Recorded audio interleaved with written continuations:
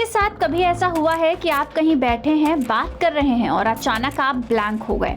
सोचने में मुश्किल होती है, चीज़ें याद नहीं रहती और ध्यान लगाना भी मुश्किल हो जाता है।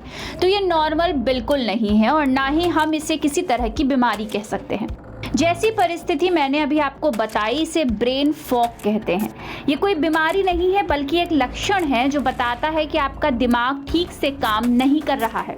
मतलब जब आपको ब्रेन फॉग होता है तब आप साफ तौर पर सोच नहीं पाते हैं, आसान से काम भी मुश्किल लग सकते हैं और किसी समस्या का हल निकालना कठिन हो जाता है। चीजें भूल जाना ब्रेन फॉग का एक आम लक्षण है। आपको हाल ही की बातें याद रखने में परेशानी हो सकती है या फिर ये भी भूल सकते हैं कि आप क्या करने वाले थे।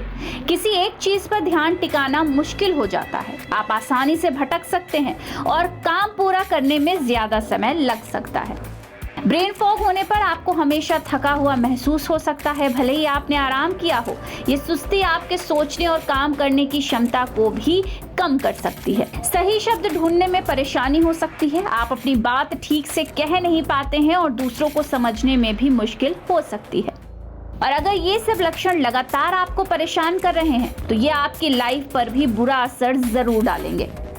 ब्रेन फॉग किसी भी उम्र के लोगों को हो सकता है। इसके कई कारण हो सकते हैं, जैसे नींद की कमी, तनाव, कुछ बीमारियां, दवाइयां या खान पान की आदतें।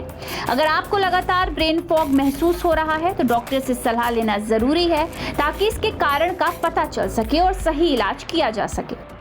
ब्रेन फॉग को ठीक करने का सबसे आसान तरीका ये है कि आप नींद अच्छी लें और स्ट्रेस ज्यादा ना लें। लाइफस्टाइल सही रखें और अच्छा और हेल्दी खाना डाइट में शामिल करें।